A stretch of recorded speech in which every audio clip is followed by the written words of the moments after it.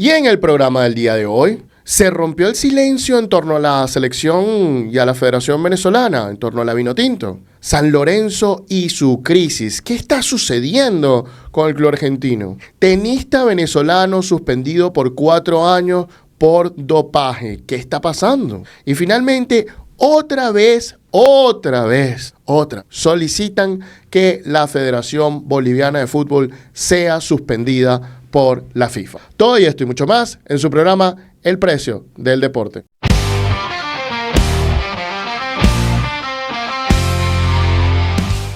Esto es El Precio del Deporte. Muy buenos días, buenas tardes, buenas noches. Bienvenidos a su programa El Precio del Deporte, producido por Laurea Sports. Soy su anfitrión, Antonio Quintero, especialista en Derecho al Deporte, y es un verdadero honor y privilegio estar con ustedes, los verdaderos hinchas del deporte, los que quieren saber más, los que no se quedan solo con el tema netamente deportivo, sino que quieren ir más allá. Y eso es lo que realmente queremos hablar nosotros hoy. Queremos hablar de gerencia deportiva, de las transferencias, de los casos, de las situaciones legales que están ocurriendo, del marketing y de todo lo que está ocurriendo en general en torno al deporte desde el punto de vista de la gerencia deportiva como tal. Nuestra idea al final del día con este programa no es solo darte nuestras opiniones, sino también darte información y contexto para que ustedes mismos puedan sacar sus propias opiniones bien informadas. Por eso nos acompaña el día de hoy en los estudios desde Caracas, Venezuela, la dama del Derecho al Deporte, Elena Mundaray. Hola a todos, bienvenidos a un episodio de El Precio del Deporte. También nos acompaña el pivote del mercado deportivo, Andrés Moró, mejor conocido como el señor Moró. Hola, ¿qué tal? Es un gusto saludarte. También nos acompaña el mago del diseño y la identidad en el deporte desde Uruguay, Brandon Buquet. Hola a todos, un placer estar de vuelta. Y por supuesto nos acompañan ustedes como semana a semana.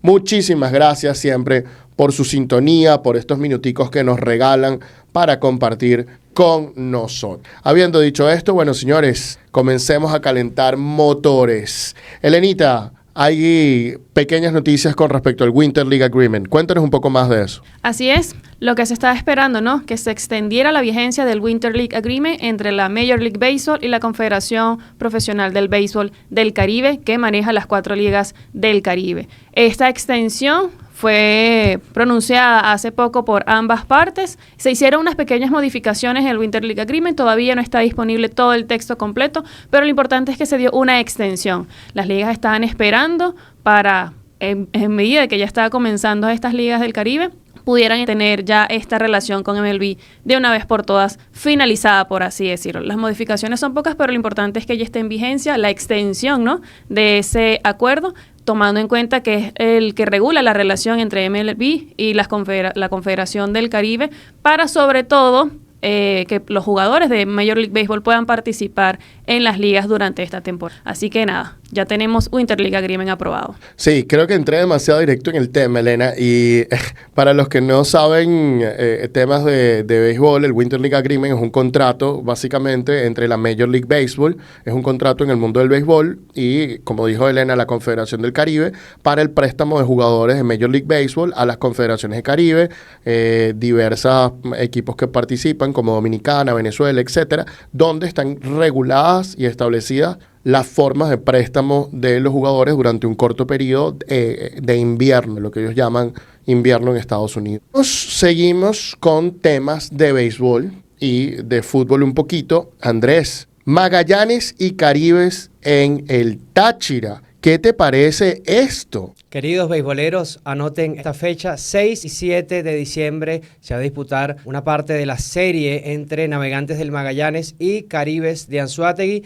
en San Cristóbal, el estadio que pertenece al complejo del Polideportivo Pueblo Nuevo, en una jugada, creo yo, que de Navegantes del Magallanes ir fortaleciendo su marca a escala nacional, también por parte de la liga que quiere llevar el béisbol a otros estadios y otras plazas se está jugando habitualmente, y me parece una movida muy interesante, sobre todo para aquellos estados como Táchira, que en fútbol futbolero, pero que también tiene una gran plaza de béisbol y que bueno, que también habrá gente que le guste mucho el béisbol como en todo el país y está bueno hacer este tipo de iniciativas, que de verdad nacionalicen otra vez este deporte, que sigan llevando ese arraigo un poco más adelante y está muy interesante. Creo que Magallanes es sin duda el principal beneficiado en esta. Busca fortalecer su marca, es la marca de béisbol más importante o más relevante al menos, hecho que este año, según la revista PIM, es la marca nacional más importante en el país y la segunda deportiva de Venezuela, más solo por detrás de la Selección Nacional de Venezuela de Fútbol, la Vino. Claro que sí, además Caracas Fútbol Club, Andrés, sacó unas barajitas. ¿Cómo ves esto? Son unas barajitas, unas cartas especiales.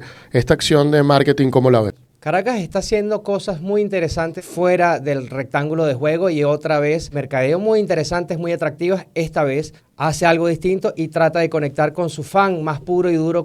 Y es que va a sacar a la venta 30 cartas coleccionables. Venderán primera jornada que viene ahora del desenlace del torneo clausura. 35 barajitas, 5 barajitas coleccionables, solo disponibles 100 unidades, los 100 aficionados que más van a querer esto de corazón. Sin duda esto es, estamos hablando de estos públicos, ya lo hicieron en Escuela de Nada, buscando hacer una marca más grande, buscar otra gente y hacer por internet y ahora lo hacen a su núcleo, muy interesante. Tenemos que también Ed Sheeran se convierte en patrocinador del Barcelona. Explícanos un poco de eso, Brandon. Ed Sheeran y su nuevo álbum Play estará en las camisetas del Fútbol Club Barcelona. ¿Cómo? Esto forma parte de la alianza que tiene el club catalán con Spotify. Recordemos que anteriormente ya ha utilizado títulos de artistas para patrocinar o promocionar los discos de estos artistas o de estos cantantes y forma parte de la alianza comercial que tiene con la empresa de música. La van a estar utilizando el próximo 26 de octubre, eso el equipo masculino, en el clásico Fútbol Club Barcelona contra el Real Madrid, mientras que el equipo femenino lo va a estar utilizando este fin de semana contra el Granada.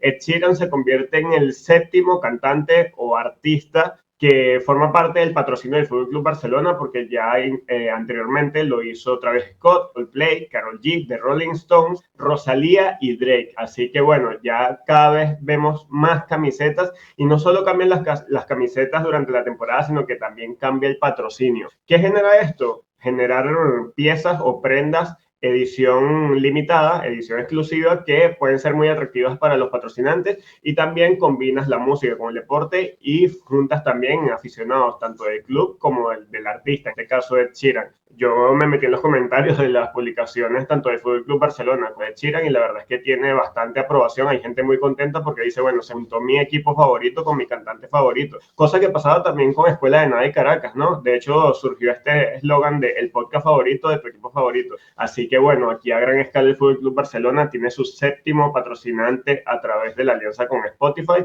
y la vamos a estar viendo en el clásico del Real Madrid contra el Barcelona el 25. Qué interesante eso, ¿eh? Ya seguimos viendo patrocinios poco convencionales, cómo cambia un poco el mercado las cuestiones. Yo les vengo a hablar también de fútbol rápidamente. Cabo Verde ha clasificado al Mundial, muy interesante esta clasificación al Mundial por parte de África y clasificó de forma directa porque los cupos de África subieron a 9 cupos directos y 1 por repechaje como tal. El seleccionador de Cabo Verde dijo que esto fue una mejora importante porque con más cupos selecciones pequeñas podían haber clasificado al Mundial antes. Así que fíjense ustedes que por un lado a los fanáticos de fútbol les parece que esto no está bien, que diluye la calidad y por otro lado tienes un país alegre y lleno de felicidad por esa clasificación. Es un buen momento para recordar cómo funciona la Liga Profesional de Fútbol de Cabo Verde, ¿no? Porque es una liga que tiene entre 60 y 90 equipos de anuales. Y esto funciona porque Cabo Verde es un archipiélago, tiene tiene unas 10 islas mayores y unas 5 islas menores. Y básicamente en estas 15 islas se organizan 11 campeonatos. Y los ganadores de esos 11 campeonatos, más el del año anterior, integran una liga central que de 2 grupos de 6, cuyos 2 mejores clasificados van a una semifinal y luego una final. Y oye, esto demuestra que se practica muchísimo, pero muchísimo fútbol en Cabo Verde y sería un formato a análisis. Yo, sin duda alguna, después de la mano que alguna vez nos echó Cabo Verde a los venezolanos, la verdad es que en este mundial planeo sin dudas alentarlo. Y hablando de cuestiones venezolanas, no mencionamos, pero no es menos importante, y esto no tiene nada que ver con el programa, pero una venezolana acaba de ganar el Premio Nobel de la Paz, lo cual es espectacular por su trabajo en cómo cambiar, pasar a una democracia sin acciones violentas como tal. De verdad que me siento súper orgulloso de esta situación. No se ha comentado mucho en el país y de eso vamos a hablar también un poco en nuestro primer tema del día de hoy. Así que con eso terminamos los breves y pasamos a los temas principales. Con esto listo, pasamos al primer tema de la semana, ¿no? Y es que han empezado a haber un montón de podcasts y opiniones sobre la selección de fútbol, sobre el fútbol venezolano. De repente no estábamos tan bien como creíamos. Cuando estábamos en los 4 primeros puestos de la tabla, increíble el avance de Venezuela. Ahora eliminados en picada total, ¿no? Y la gente ha empezado a hablar y Brandon se hace la pregunta de ¿se rompió el silencio en torno a la Vinotinto? ¿Se rompió o no se rompió el silencio en torno a la Vinotinto? ¿Por qué surge esto? Una vez de estar eliminados del próximo Mundial, ha aparecido mucha opinión, ha aparecido mucho análisis y muchas conclusiones sobre todo lo que ha abarcado el proceso mundialista. Para nuestra desgracia, lamentablemente no clasificamos y ahora empiezan a salir los trapitos, empiezan a salir las verdades, los rumores, las conclusiones y bien, los análisis válidos. Y yo hice una lista porque en esta semana, desde lo del caso de Soteldo, del Brujo Martínez, mucha gente ha opinado y está bien, nosotros mismos también hemos emitido nuestra opinión sobre qué ha pasado, pero ha aparecido muchas personas del entorno futbolístico venezolano, muchos actores del medio venezolano. Salió el podcast del Camerino Podcast que sacó 2 episodios que tuve la oportunidad de ver, uno con Erasmo Provenza, donde Erasmo Provenza dijo muchas cosas que ya se habían mencionado, otras que él dice que no se sabían.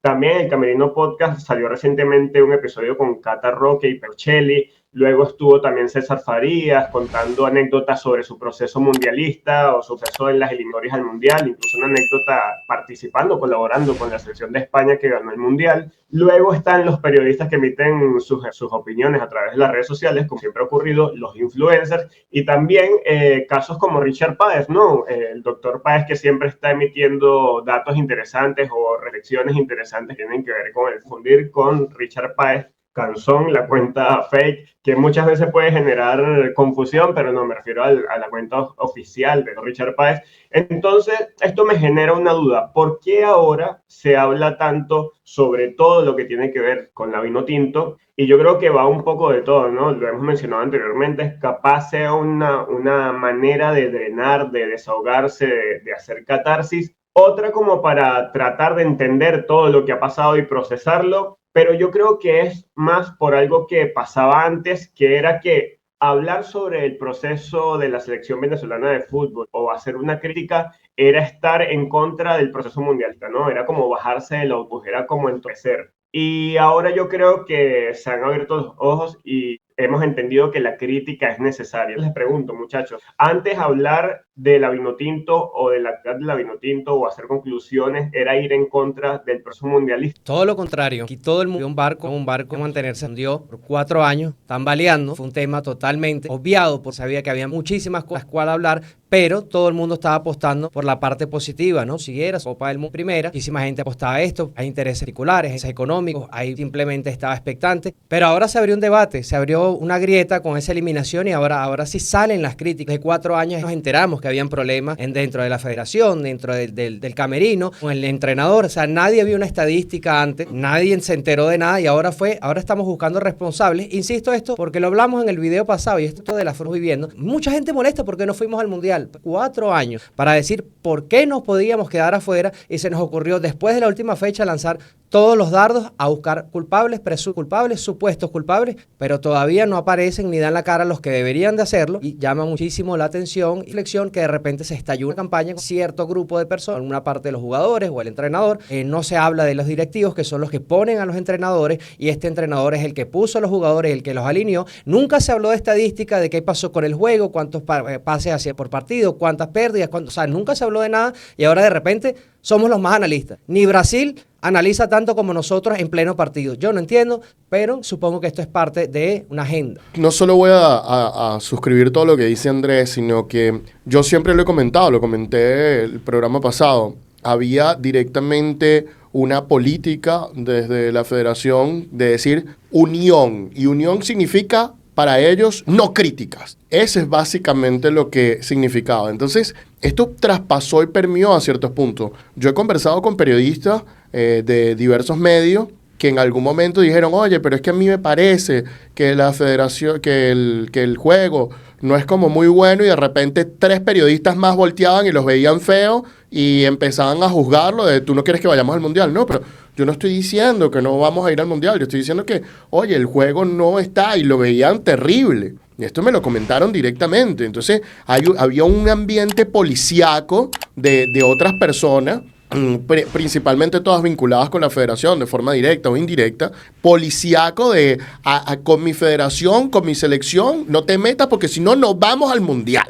Tú escribías un tweet en Twitter y te salía un montón de gente de cállate porque no vamos al Mundial, tú no quieres que no vayamos al Mundial. Entonces estamos viviendo en una censura de un estado policial, pero no es un estado policial, sino un público policial, bien sea bots, bien sea periodistas, bien sea fanáticos. Siempre había como la policía del que critica. Entonces las voces críticas disminuyeron y quedaban pocos periodistas críticos. Por ejemplo, Esteban Rojas, que siempre lo menciono porque es un periodista que es de los pocos que se ha mantenido crítico, también de los pocos que es independiente, que trabaja en un medio independiente como tal. Pero con todo lo que estamos diciendo, no vemos críticas a la federación. Las únicas críticas se las está llevando el Bocha, Soteldo, los jugadores, el Brujo, el otro, pero no hay crítica a la federación, como que la federación hizo todo perfecto. Y no es verdad. Y todos lo sabemos. Por allí, uno de los pocos, además de Esteban, que se atrevió a criticar, Brandon, tú lo mencionaste, que fue Walter Catarroque. Él dijo algo muy interesante con una estadística. Él dijo, mira, estos son dirigentes que están en el fútbol del 2013 para acá. No han vivido ciertas experiencias y obviamente han reaccionado de manera inexperta a ciertas cuestiones que pasaron en la federación. Esto dijo Walter Catarroque en el podcast. Y es un argumento interesante a analizar históricamente desde cuando varios dirigentes están en el fútbol venezolano, ¿no? ¿Cuándo llegaron a través de equipos, a través de nominaciones? Por ejemplo, el vicepresidente de la federación llegó que sí en 2017 y nunca había estado en nada de fútbol. E inmediatamente le dieron a controlar el futsal. Luego el presidente de la federación llega cuando compra el Deportivo Lara. Antes no había estado. Entonces, entiendo el punto de Catarroque, pero ese no es el punto. El punto es la poca cantidad de voces críticas que había antes, mientras que había un cúmulo de personas que ejercía de policía contra la crítica,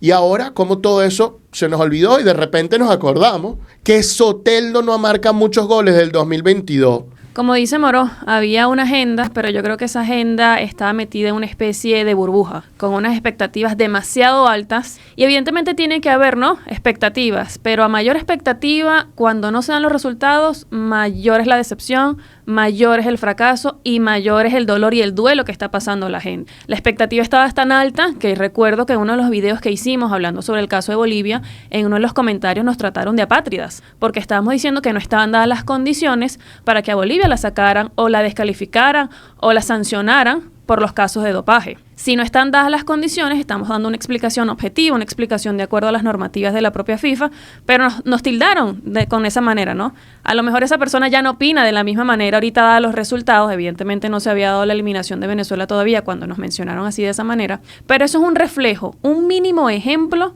de cómo estaba la gente, de cómo tenía la atención, y todo esto promovido evidentemente por los medios de comunicación, por la expectativa tan alta que teníamos de la selección, por no solamente eso, sino también, evidentemente, que jugó un factor importante el mercadeo de la federación, que lo hicieron espectacular, y obviamente los resultados en la gente fue abismal, ¿no? El detalle es que cuando no se dan los resultados deportivos, ahí ya empieza a verse como que, bueno, ok, esto no era tan importante, era más importante lo deportivo. Pero lo que voy es que teníamos una barra demasiado alta, teníamos una esperanza demasiado alta, hubo reuniones con políticos, fotos con políticos, ruedas de prensa con políticos, hubo demasiado movimiento, pero al final no se dieron los resultados. Y en el camino no se hicieron los correctivos necesarios ni las críticas necesarias que a lo mejor hubiesen cambiado el destino. ¿Nos tocaba de esa manera? Probablemente nos tocaba de esa manera, pero en el camino creo que se dieron unas condiciones que pudieran haberse cambiado y espero que en todo caso estas fallas que se dieron en el momento sean la base para consolidar entonces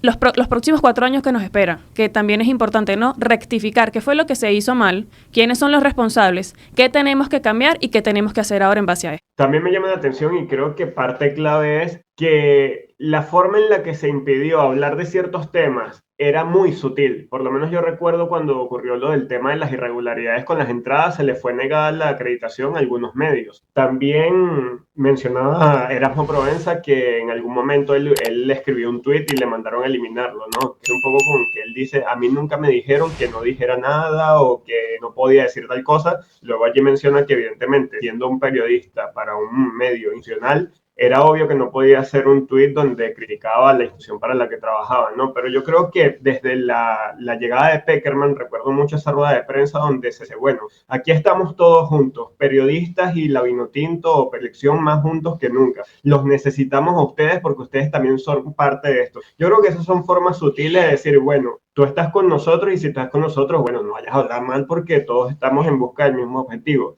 Y yo creo que ya por allí mucha gente compró eso. Y en la Copa América, Petrocelli también mencionó, ¿no? Que lo conversaba yo también con Antonio siempre en la Copa América, conversábamos, ¿cómo crees que va a ir este partido? Y Antonio coincidía también con Petrocelli, que él lo dijo, que la Copa América no había sido tan buena como uno creía, ¿no? Que había resultados, por lo menos con Ecuador, con un jugador menos desde el primer tiempo, penal salvado contra México, contra Canadá no salvó mucho Romo. Entonces, desde la Copa América ya se venía viendo que las cosas no iban bien y no se tomaron decisiones. Vuelvo al punto de las decisiones, ¿no? Que no se hizo la crítica, no se tomó decisiones como hizo con Paraguay o como hizo Bolivia, y esa falta de criterio y de no poder tener a alguien que te dijera, mira, estas cosas no se están haciendo bien o es momento de abrir los ojos, porque la persona que hablara iba a ser ignorada o se le iba a catalogar como apátrida o como que iba en contra del objetivo. Entonces eso terminó repercutiendo en que, bueno, ya la persona que hablaba mal de la selección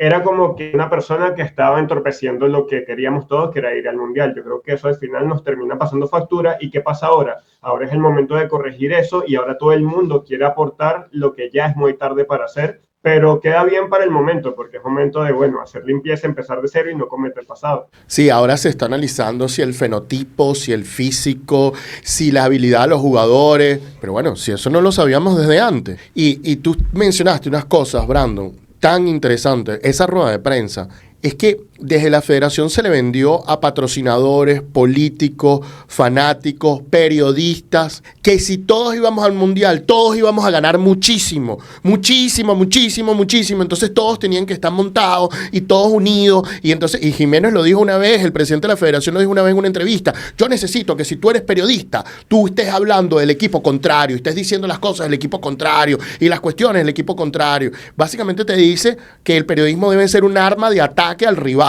y un arma de fidelización a la selección. Entonces, cuando tú observas todo eso y te venden todos esos beneficios y todas estas cuestiones y lo pones en conjunto con las expectativas que se crearon, que fue de lo que habló Elena, porque lo metes y dices, ¿cómo no vamos a ir al Mundial? Son 7 puestos. O sea, tenemos que ser muy malos para no ir al Mundial. Y así directamente, tú sabes, convencer a todo el mundo. Oye, se produce la tormenta perfecta. Tormenta que todavía no ha terminado de explotar, porque solo en este momento están atacando a jugadores y al seleccionador nacional, ex seleccionador nacional. No se está atacando todas las aristas. Las voces críticas, que antes eran críticas, como Richard Páez, como Esteban Rojas, como otras personas más, han permanecido de esa manera invariable todo el tiempo. Lo extraño son las nuevas voces críticas y que muchas de esas voces críticas no critican a la federación. Por eso me llamó la atención que Cata Roque sacó este argumento, pero sin embargo tú ves el podcast de Provenza y no, la federación estuvo perfecta.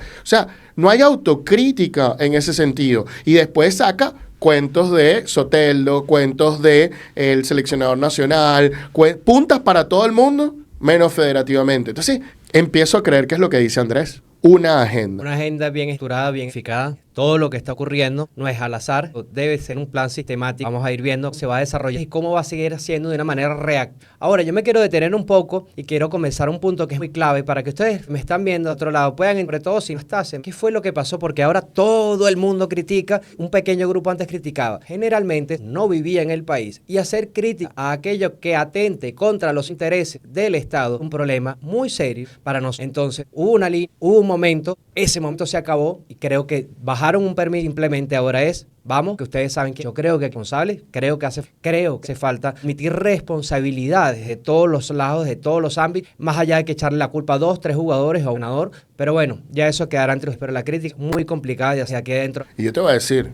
la mayor crítica que nos han hecho vino externamente y vino el día de ayer, publicada por ESPN Brasil, dice que al entrenador Tite no le interesa dirigir a Venezuela, que no lo convence el proyecto, que no está interesado en el proyecto y que él está interesado en mejorar su reputación y por eso está viendo otros proyectos. Yo no sé si esto es verdad o no. Esto es algo que reporta ESPN, que dijeron colaboradores de Tite. Pero sí es verdad. Si a Tite no le gusta tu proyecto, oye, hay problemas en el proyecto. Sí, está interesante eso que dice ESPN y bueno, genera el debate también, ¿no? Si para este seleccionador no es importante la Vinotinto, capaz considerar para alguien que sí lo sea, ¿no? Yo creo que lo importante es que la persona que esté en el lugar tiene que ser una persona capacitada y capaz mirar a lo que tenemos dentro, ¿no? Se le dio la oportunidad a Osvaldo Vizcarrondo como opción interina, capaz en un futuro él podría ser el seleccionador. Pero yo creo que ya una persona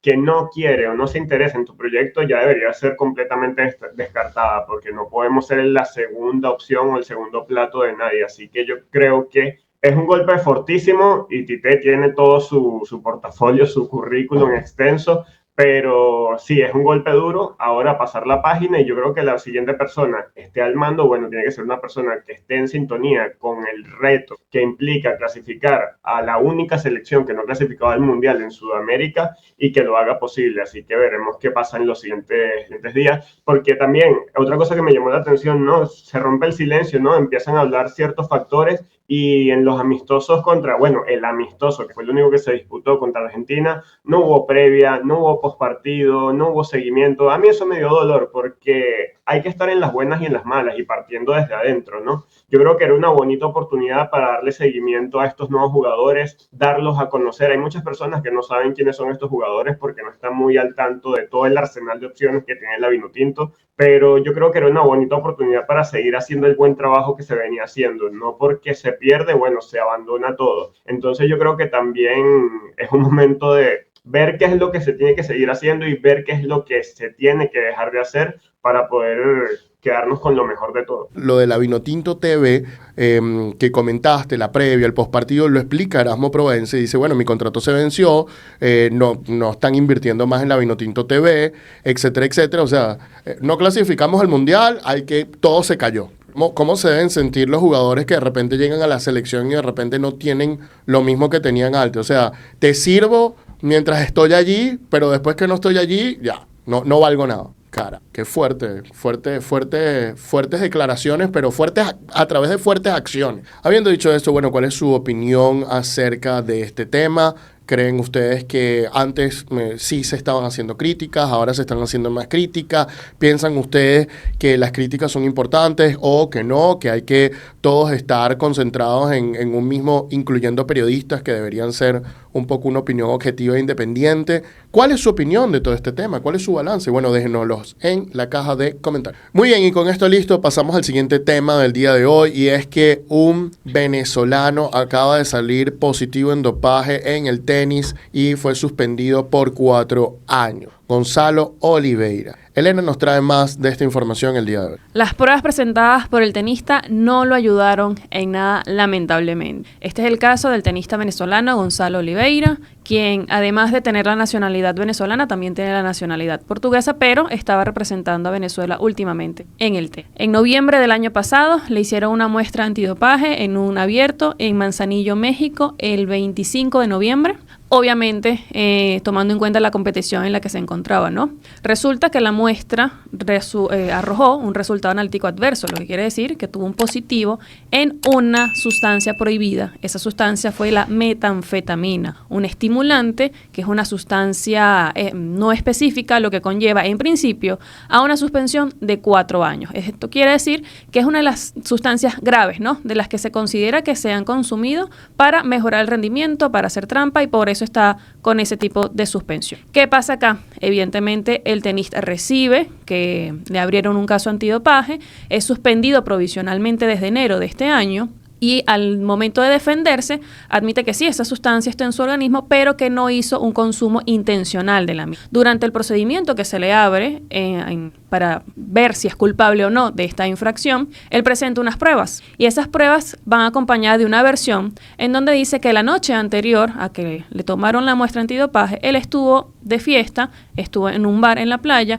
donde conoció a una chica y bueno, se dio unos besos con esa chica, que estuvo alrededor de 30, 50 minutos con ella, besándose, y que, bueno, su versión es que la chica le había comentado que se había tomado una pastilla de algo, que lo puso de una manera alegre, desenfrenada, eufórica, pero él no sabía qué era, evidentemente hasta ese momento. Le hacen la prueba, resulta que sale positivo en metanfetamina, y en el proceso dice que lo más seguro, lo más probable, es que haya sido producto de una contaminación por los besos que se dio con esa. Pero no solamente dio este escenario, sino que dio un segundo escenario en donde dijo que, bueno, pudo haber sido una contaminación por el ambiente en donde se encontraba, ya que es evidente que ese ambiente, según él, está lleno de cárteles de droga, y que, bueno, que eso podía darse una contaminación por el lugar en donde estaba. Él presenta unos expertos, esos expertos dicen que, mira, sí es factible que se den estas cuestiones, este resultado en su muestra, por contaminación,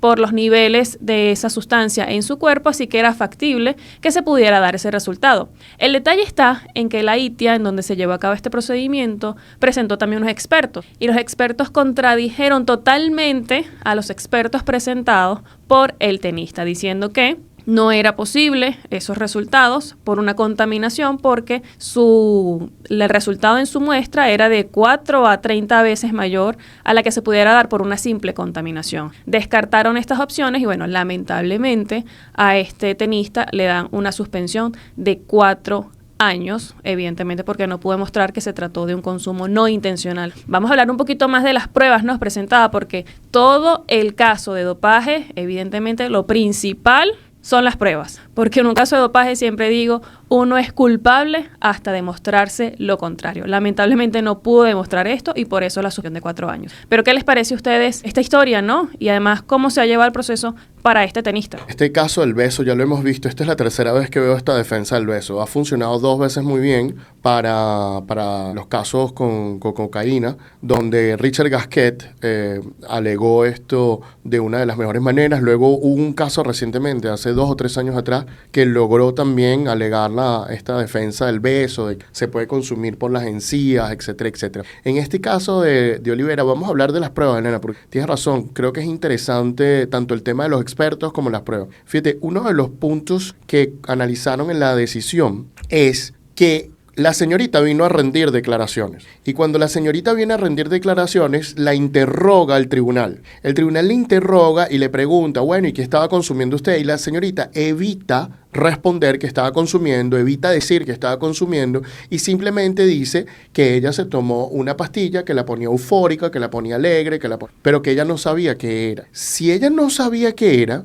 ¿cómo podemos deducir que lo que le transfirió al tenista fue metanfetamina? Quizás pudo haber sido otra droga. Pero si no tenemos la certeza de que eso fue lo que ella consumió, no podemos tener la certeza de que él se contaminó de él. El segundo punto tiene que ver con el tema de la contaminación por ambiente, ¿no? Ambiental, que dice él. Y en ese tema ellos fueron muy claros, el tribunal, y te dice, mira, tú dices que hubo una contaminación ambiental, pero no me pruebas la fuente de la contaminación ambiental. Por ejemplo, nosotros una vez vimos un caso de cocaína, nos lo contó un colega, que había un atleta que salía positivo varias veces por esta sustancia y empezaron a ver de dónde venía la cuestión y resulta que era el padre de este atleta que consumía esta sustancia. Y entonces decían, bueno, ¿cómo probamos esta contaminación por el ambiente? Porque el papá consume muchísimo. Bueno, le hicieron prueba antidopaje al hermano, salió positivo el hermano, y le hicieron prueba antidopaje al perro y salió positivo el perro. Pero ahí teníamos claro de que en el ambiente había esta sustancia en virtud que el padre de este atleta, en virtud de que este padre directamente consumía esa sustancia. Sin embargo, el atleta no demostró que donde él estaba, se estaba consumiendo esta metanfetamina, a diferencia de este caso que estoy. Y finalmente, una cosa que me pareció súper terrible, Elena, es el tema de los expertos. Entonces, normalmente uno en un juicio antidopaje trae unos expertos para que los expertos digan y hablen de las cantidades, hablen de las posibilidades, etcétera, etcétera, temas científicos. El experto que trae la firma del atleta afirma en algún momento que a él le dijeron que esa muchacha consumió metanfetamina. Inmediatamente el tribunal lo descarta, porque dice, bueno, pero es que a ti no te tienen que estar indicando cómo tienes que hablar en la prueba. Tú tienes que dar tu opinión honesta y sincera. Y descarta este experto completamente. Entonces, se nota que el cuento se ve un poco inventado, ¿no? Alado por los cabellos. Y se nota que no iba para ningún lado. Entonces, oye, pareciera que no fue lo que pasó, no le creyeron la versión. Yo de lo que leo tampoco estoy creyendo la versión. Porque no, de acuerdo a lo que dice la decisión, me convence a mí de que esto no fue el tema realmente que sucedió. ¿Cuál es el tema para no creer? Si vamos a verle el sodio en frío, suena convincente para mí, parte legal por supuesto, pero ¿qué pasó? Da positivo en anfetamina por un beso, viene en una pastilla, ustedes saben, venden en la fiesta, se puede mezclar con bebidas de alcohol y que es vía oral. Para mí todo hasta allí tiene sentido. Esta sustancia, pues va y se besa este atleta, suena convincente. Ahora, ¿cuáles son los elementos que ustedes notaron que daban con ese vínculo totalmente para decir, yo sabes que ustedes tienen razón? Mira, lo que se da a entender de la decisión es la contradicción en las pruebas. Por una, no solamente descartan el informe del experto porque le habían dicho que tenía que opinar de esa manera, como lo dijo Antonio, sino que la premisa principal era que la chica había consumido metanfetamina. Y en base a eso fue hecho el informe del experto.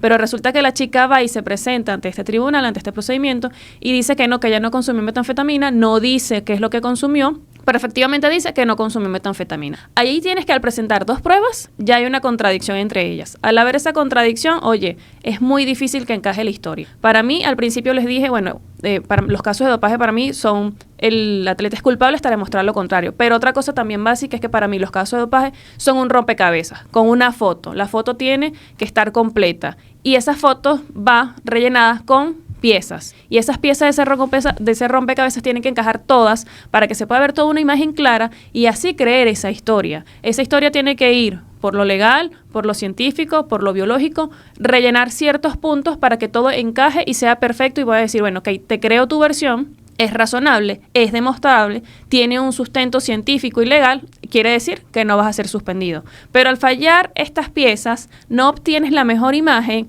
una imagen deformada y evidentemente al no estar clara la situación, no se puede dar entonces las consecuencias o las condiciones para no suspenderte. Para mí lo principal, la contradicción en las pruebas, que evidentemente es lo básico en un caso de dopaje. Todo se resume a cómo demuestras tu versión. El atleta no lo hizo de la mejor manera, las pruebas no lo ayudaron, eso fue tomado en cuenta por este tribunal, por este panel, y deciden confirmar que, mira, no creemos tu historia, no me la probaste de la mejor manera, ni la historia de los besos, ni la historia de la contaminación, porque presentaste no uno, sino dos escenarios. Y ninguno de los dos te lo creo, porque no me lo puedes demostrar. Al no demostrármelo, mira, lamentablemente te toca la sanción más alta, que es de 4 años. A mí me parece precisamente eso, que suena como historia convincente, pero si yo fuese atleta y me pasa lo mismo, creo que es lo primero que se me ocurriría para mostrar como defensa si soy culpable, ¿no? Guardando el respeto que se merece el atleta de si lo hizo o no lo hizo. Pero lo que sí he aprendido con las clases magistrales de Elena en este podcast es que es así. Pareciera que el resultado del caso depende casi que del 90% de qué tan rápido o tan eficaz seas para demostrar o probar que tú no consumiste la sustancia por la que se está culpando. En este caso parece que hay mucha incoherencia, y no solamente incoherencia, sino que las pruebas no son muy sólidas, ¿no? Y eso es la diferencia que hace con otros casos donde efectivamente el atleta se mueve rápido, tiene las cajas de los medicamentos que consumió, tiene las fechas donde, o el médico que le indicó el medicamento, y yo creo que, bueno, he aprendido un poquito sobre eso, y Elena, si no me corrige, pero creo que por eso termina siendo condenado a la sanción, ¿no? Por la falta de peso en sus argumentos. Más que la falta de peso en sus argumentos, Brandito, es que sus pruebas no corroboran su versión. Es decir, él está diciendo pasó A, B, C, y las pruebas están diciendo que pasó Z, X, Y, y no están llevando al A, B, C. Es decir, él dice, por ejemplo, sí, yo me tomé un vaso de leche esta mañana, y otra persona dice, no, yo no lo vi ni abriendo la nevera, lo vi agarrando un vaso de Coca-Cola. Entonces, cuando tú vas a analizar, la pregunta es si tu versión es corroborable o no. Tú puedes decir lo que tú quieras, pero si no tienes las pruebas no vas para ningún lado. Entonces va un poco por allí. Y el atleta no tiene que demostrar que no consumió la sustancia. El atleta lo que tiene que demostrar es que no hubo ni negligencia, ni culpa, ni intención de consumir la sustancia. En algunos casos tienes que demostrar que no la consumiste, pero cuando ya está en tu organismo es muy complicado demostrar de que tú no la consumiste, porque ellos tienen una prueba diciéndote sí, aquí está. Entonces cuando tú tienes un sí, aquí está, tú lo que tienes que ver es cómo llegó eso al organismo para tú poder decir, oye, disculpa, yo no hice esto porque quería hacer trampa y ganarme una medalla. Yo no hice esto porque fui negligente y no me di cuenta. Yo no hice esto porque fui un irresponsable. Tus argumentos y tu historia y tus pruebas tienen que apuntar a esos puntos. Y esto en este caso no sucedió. Sin embargo, y Elena nos puede comentar un poco más de eso, el atleta todavía puede hacer alguna cuestión, ¿no? Sí, correcto. Puede apelar esta decisión ante el Tribunal de Arbitraje del Deporte en Lausana, Suiza, y evidentemente proporcionar más pruebas, basándose evidentemente en lo que yo dije, porque es muy difícil cambiar la historia a esta altura, pero siempre que lo haga con pruebas que demuestren su versión, oye, tendría una oportunidad. El último paso que tiene es la apelación. Pero, en todo caso, lo más importante también en un caso de dopaje, que también lo hemos dicho acá muchas veces, es demostrar cómo ingresó la sustancia prohibida al organismo de la persona. Si no se tiene eso, no se tiene un caso ganable sobre dopaje. Y bueno, la pregunta es para ustedes ahora. ¿Qué les parece esta situación? La decisión la vamos a dejar en caja de comentarios para que ustedes la vean. ¿Cuál es el balance que ustedes hacen? ¿Qué opinan de esto? Déjennoslo todo en la caja de comentarios. Y con esto listo, pasamos al siguiente tema, y es que San Lorenzo de Almagro en Argentina está en un caos tremendo, y nos interesó saber qué era lo que estaba pasando, porque hace un tiempo salió un video de unas supuestas coimas, ahora parece que van a la quiebra, no entendíamos nada, así que tenemos a Andrés, que hizo la investigación para podernos explicar esta situación el día de hoy. El fútbol argentino, una de las imágenes más dantescas de tiempo en ese país, es que un presidente de un club fue sacado, escoltado por la policía de la sede deportiva de su club. Los hinchas querían agredirlo personalmente, ¿verdad? Se armó todo un tanto con ayuda de la policía. Y terrible las imágenes que desnuda el fútbol argentino y que hace una disonancia totalmente distinta de la selección argentina de fútbol con lo que pasa. ¿De quién estamos hablando? Estamos hablando de San Lorenzo de Almagro, uno de los clubes más importantes de este país, y la gestión de Marcelo Moretti, el partido especial presidente del club de Boedo, que está bajo huracán, está bajo la lupa, y todo está viendo qué va a pasar con este club, porque van impagos, deudas, y hay un riesgo de quiebra. Vamos a hablar qué pasó con San Lorenzo y Marcelo. El presidente de San Lorenzo de Almagro asumió en 2023 tras ganar las elecciones. Sin embargo, en 2025, hace unos meses atrás, hubo un problema. Salió en los medios de comunicación un video. El presidente acepta presuntas del club, presuntas coimas. Hubo un poco de versiones totalmente extrañas, pero estas presuntas coimas eran dejar jugadores, omitir jugadores en las categorías. Entonces se armó un escándalo, hubo inestabilidad institucional.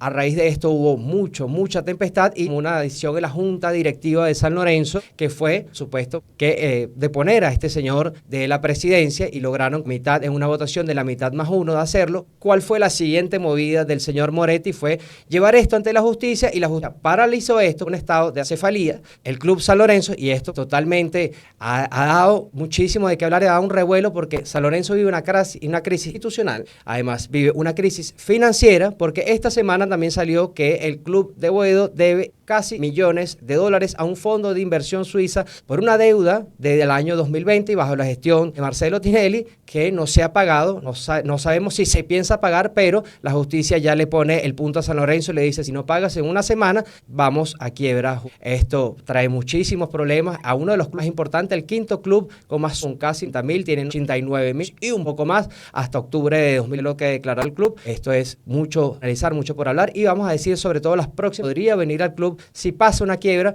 ya le pasó a Racing, hay que por determinar y podemos hablar algunas de las consecuencias, pero lo primero es preguntarles aquí a la gente que está conmigo que uno de los clubes más... Oye, yo te voy a decir una cosa, Andrés, ya yo veo un patrón repetido con varios clubes, no solo en la Argentina, sino en Sudamérica en general. Aquí se pidió ese préstamo, que yo creo que es el punto principal de la cuestión, lo pide otro presidente, no el actual, y este préstamo se hizo contra el futuro recibimiento el precio de indemnización de un jugador que iba a Rusia. Se recibe ese dinero y no se paga la deuda. ¿Qué crees que va a suceder? ¿Por qué no se pagó la deuda? Yo no he leído las explicaciones de por qué no se pagó la deuda. Aquí todo el mundo habla de que hay una deuda, pero nadie explica dónde está el dinero y por qué ese dinero no se usó para pagar la deuda. Entonces, ahí empiezo a observar casos como el de Independiente, que de repente cambiaron de presidente y de repente se destaparon un montón de deuda e incluso hasta investigaciones penales contra Nazareno Marcoyese, un agente argentino, se desataron. Esto fue una cuestión impresionante por todos lados porque salían deudas y deudas y deudas que esa nueva administración de Independiente no sabía ni que existía y que no estaban ni reportadas correctamente. Y luego vamos al caso de Rosario Central, que en 2023 también pasó una situación similar y declaraban las nuevas junta directiva, decía que es insólito que Rosario Central venda un jugador y en vez de ganar dinero, pierde dinero. Decían los dirigentes. Decían que de repente ellos encontraban que habían ocurrido ventas, pero por detrás encontraban de que el club había firmado una serie de documentos con intermediarios, de impuestos, y que de repente vender el jugador le generaba menos dinero al club de lo que hubiera pasado si no lo hubiera vendido. Entonces ya yo estoy viendo un patrón repetido, y yo no estoy diciendo que este sea el nuevo presidente de San Lorenzo, porque no sé exactamente cuál es la situación de San Lorenzo. Pero hay un patrón que se repite y me empieza a preocupar. Y es que muchos de estos clubes los agarran ciertas personas, ciertos dirigentes, los exprimen a través de intermediarios, que me imagino que están conectados con estos dirigentes, y a partir de allí dejan al club con un problemón de deudas inmenso, del cual después no se puede levantar, y después todo el mundo quiere su plata, y el club, nadie entiende cómo llegó a esas deudas. ¿Cómo le firmas? Por ejemplo, nosotros hemos llegado a ver que haya gente que le han firmado 50% de comisión en una transferencia, y tú dices, pero ¿quién firma esta cantidad? Incluso la ley que protegía ese contrato te dice que solo pueden cobrar 10%. Entonces, ¿cómo el presidente va y firma 50%? Si su propia ley dice que es hasta 10%. ¡Caramba! Pero eso es demasiado obvio. Entonces parece un saqueo al club por parte de muchas personas de forma confabulada. Fútbol sudamericano, no lo entendería. A mí me resuena mucho y me recuerda lo que pasa aquí también, aquí en el fútbol venezolano, estoy en Uruguay, pero el fútbol venezolano, con el tema de los clubes que clasifican a Copa Libertadores, ¿no? Y luego tú lo ves los siguientes 2-3 años, los jugadores reclamando o exigiendo su premio. Como un equipo que obtuvo una ganancia por participación internacional no tiene dinero para pagarle a los jugadores. Pasa igual en el fútbol argentino, ¿no? Eso te habla de una malísima administración, de una pésima administración, ya sea de la anterior o de la actual dirigencia, y qué doloroso para los fanáticos, los hinchas de un cuadro o de un club que tengan que pagar las consecuencias por una mala gestión. Aquí lo que parece es ser un claro ejemplo de una fuga de dinero, ¿no? Es lo que da a entender todo esto porque es una crisis económica. Así que nada, para mí esto se ve mucho en el fútbol sudamericano. No digo que no pase en otros lados del mundo, pero es como esa mala costumbre de, pensar en el hoy es el problema para mi yo del mañana, y no es así. Que la gestión y la administración debe ser anticipada, y yo creo que aquí esto es un claro ejemplo de lo que no se debe hacer con... Y el problema ni siquiera es para tu yo del mañana, sino para otro presidente, porque independientemente del presidente que esté, la deuda sigue siendo del club. Si esta deuda es del 2020, ya hay otro presidente, la deuda sigue siendo de San Lorenzo, y San Lorenzo es quien tiene que responder. Lo que pasa es que las consecuencias llevan a que los fanáticos, a los que les duele el club de verdad, tengan estas acciones, ¿no? Pero es por todo el escándalo que está viviendo, la crisis financiera, institucional que se está viviendo en San Lorenzo, porque no solamente es esta deuda, no es solamente que tienen hasta el miércoles que viene para pagar casi $5 millones, es todo lo que además rodea esto, ¿no? Y lo que rodea al presidente. Recordemos el video, como mencionó Andrés, recibiendo unas supuestas coimas. También recordemos que, lo apartaron del cargo, hubo una cefalía porque la mayoría de las personas de la Junta Directiva renunciaron, luego intervino un tribunal para desafectar esa cefalía y entonces regresa el presidente otra vez y le preguntan, ¿usted va a renunciar? No, yo no me voy, yo me quedo acá. Y pasa lo que pasa. Sin duda alguna, no es una historia nueva que pasa en el fútbol sudamericano, se repite, es obviamente angustiante, es preocupante,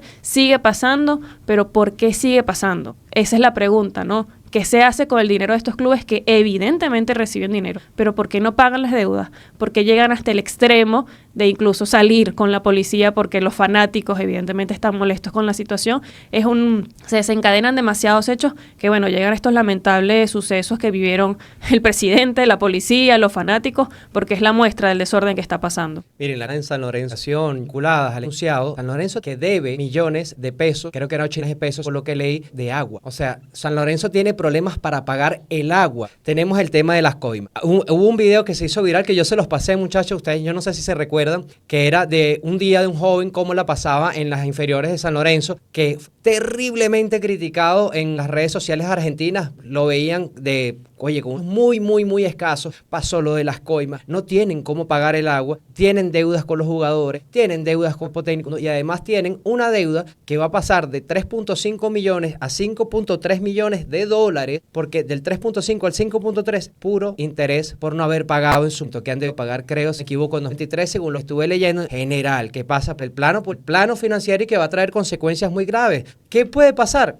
Que lo declaren en quiebra, va a venir una junta interventora, le va a pasar a Racing 8 años sin poder tomar decisiones porque otras personas las estaban tomando. Esto les trajo una cadena terrible para ese club que le tomó años poder salir de abajo, ¿no? A Racing. Muchísimas cosas. O sea, puede venir, primero se te puede ir la fuga de talento impresionante, una fuga de ingresos que ya puedes tener a través de patrocinadores, a través de la televisión, a través de mucho. Empieza a bajar el precio de San Lorenzo, ya no vales lo que vales, despelote que no se puede controlar y bueno, puedes terminar, no solo judicial, si puedes ir al DC, puedes perder jugadores, no puedes ni mantener tu propia estructura. Yo creo que a San Lorenzo le viene de verdad la hora del creo que hay que sentarse por parte de los federativos, sanear a uno de los clubes más importantes de la Argentina, sumamente grave, y el fútbol argentino vive totalmente divorciada de lo que hace la selección argentina de fútbol versus lo que pasa en una liga. El arbitraje es toda la jornada totalmente precario versus a un campeón del mundo. Aquí les deseo lo mejor a San Lorenzo de Almagro, su club, agregar algo, pero lamentablemente esto no pinta para bueno y ojalá tenga un final decente. Suscribo totalmente tus palabras, Andrés. Así que ojalá que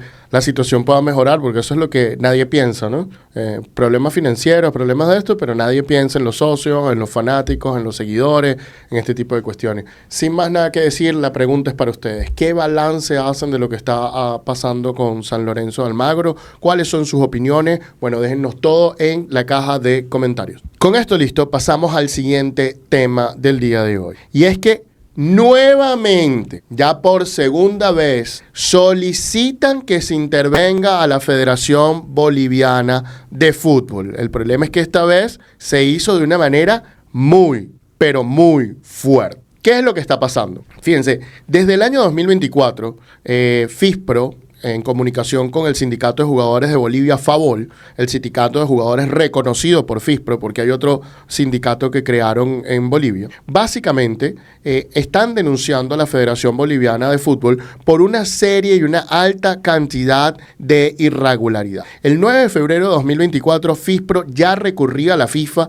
con el objetivo de que intervinieran a la Federación Boliviana de Fútbol. La FIFA no prestó atención y no intervino. Luego el 20 de agosto, FISPRO volvió a reportar, FISPRO es el Sindicato Mundial de Jugadores de Fútbol, que los futbolistas están completamente desamparados en Bolivia. El 15 de noviembre vuelve a reportar el Sindicato Mundial que los futbolistas de Bolivia ya no dan más con la situación. Te cuentan cuestiones como que de repente tienen que viajar a planos altos y planos bajos, cuestiones de impago, cuestiones de lesiones, cuestiones de discriminación, cuestiones de control de los tribunales de la Federación Boliviana, donde pueden reclamar no funcionamiento de estos tribunales, entre otras cuestiones. Bueno, resulta que en unos escasos días, el 20 de octubre, se va a celebrar el centenario de la Federación Boliviana de Fútbol y se va a celebrar con no más y nada menos de que van a abrir la Casa de la Verde. Van a abrir una infraestructura especial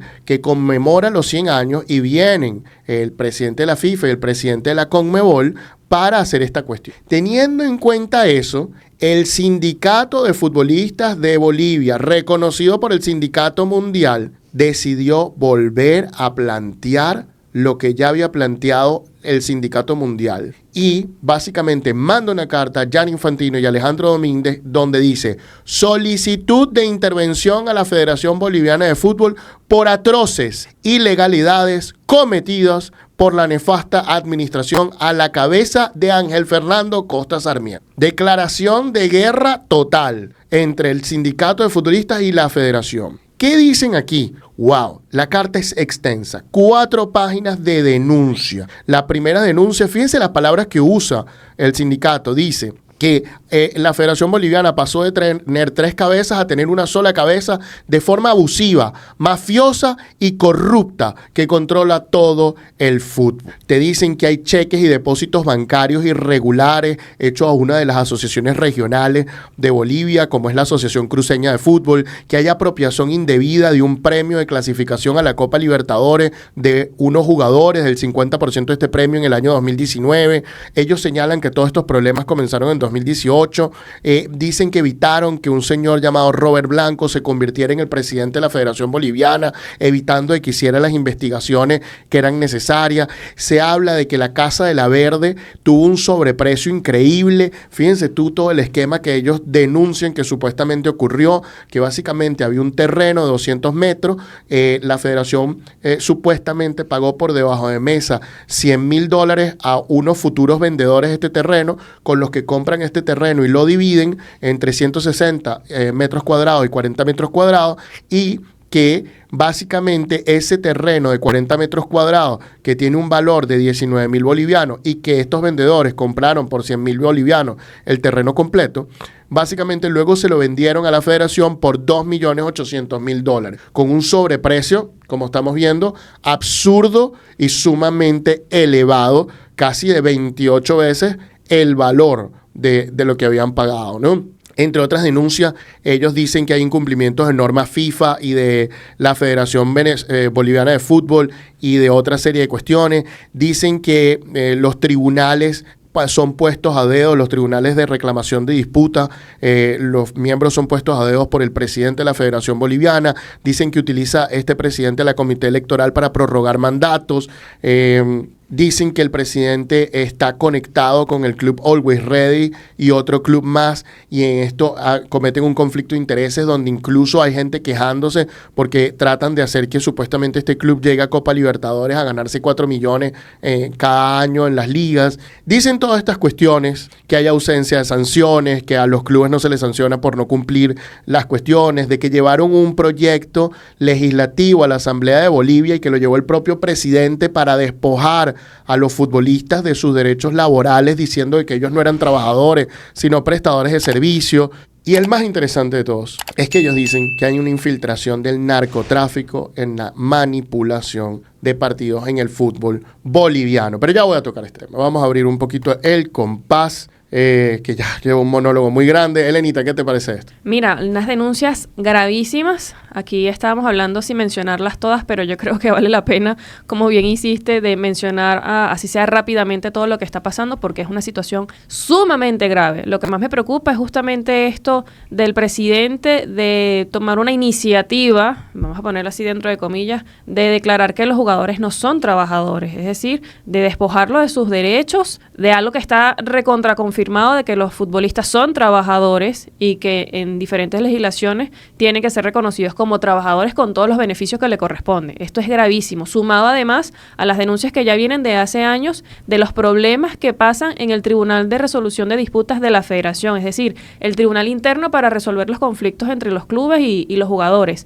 que además la FISPRO ha solicitado a FIFA directamente que de manera excepcional tramite la Cámara de Resolución de Disputas de la FIFA estos problemas entre los futbolistas bolivianos y los clubes, tomando en cuenta que el tribunal prácticamente no sirve, no tiene las condiciones propias para atender estos casos. Lo que me parece de las cuestiones más graves, sin mencionar lo que acabas de decir de último, ¿no? Que vas a seguir con ese tema. Pero además de eso, la pelea que hay entre sindicatos, o sea, hay todo un panorama donde no se ve la luz al final del túnel, no se ve nada positivo por rescatar, porque además estas denuncias vienen haciéndose con varios meses de antelación y fíjense que hasta ahora todavía no hay una solución. Yo creo que siguen en decadencia los problemas en Bolivia con respecto a su federación y obviamente tomando en cuenta que ahora se va a presentar el propio presidente de la FIFA y el presidente de la Conmebol, oye, el sindicato está haciendo todo lo que puede con los recursos que tiene, de la manera que puede.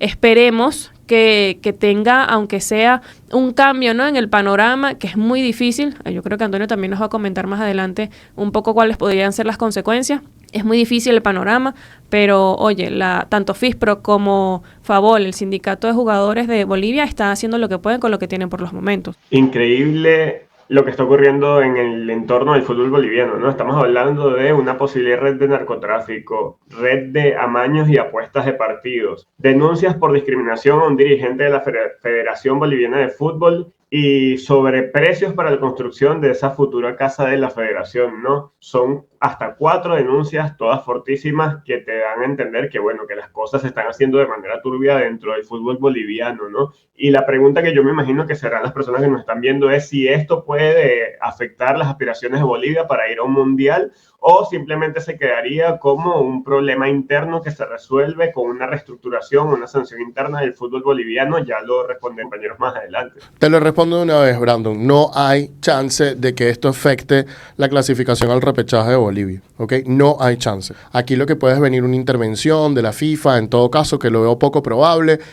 Pueden venir cuestiones internas, pero no es ni una posibilidad de que esto pueda llevar a que Bolivia salga del repechaje. Al menos no con maneras administrativas y legales. Tal vez esto repercute en el juego de la selección. Eso es otra cuestión, ¿ok?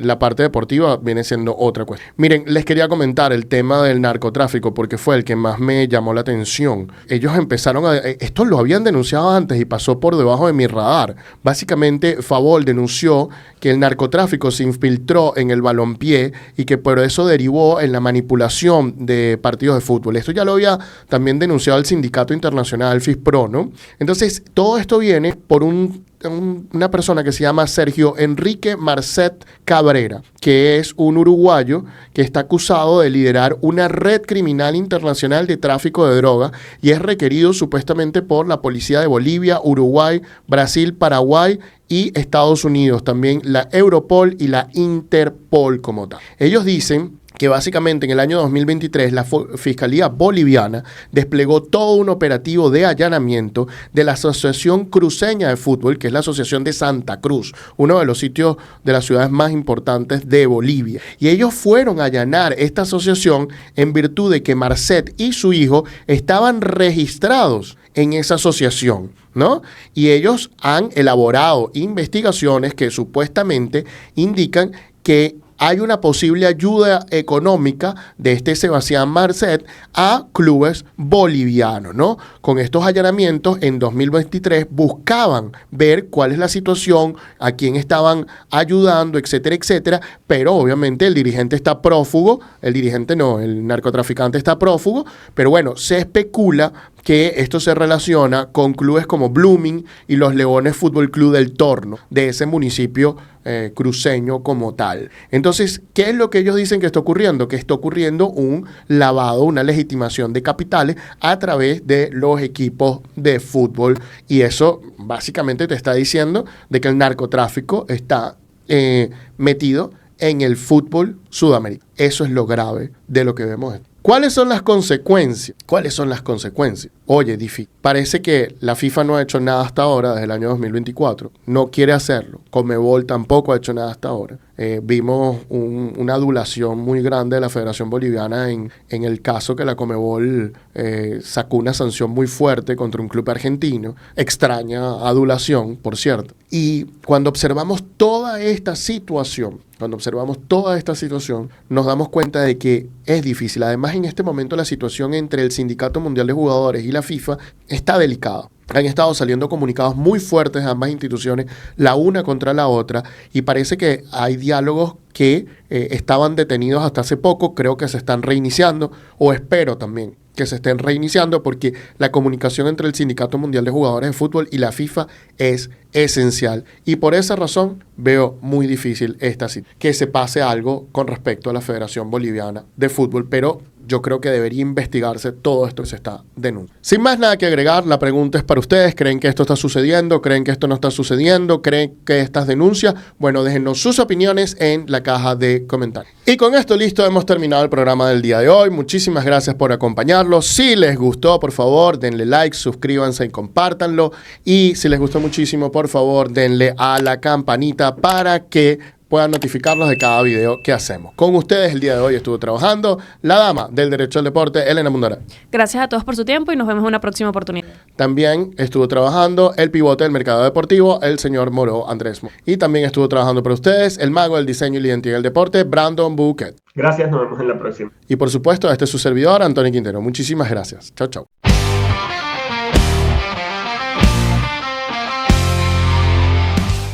Esto es el precio del deporte.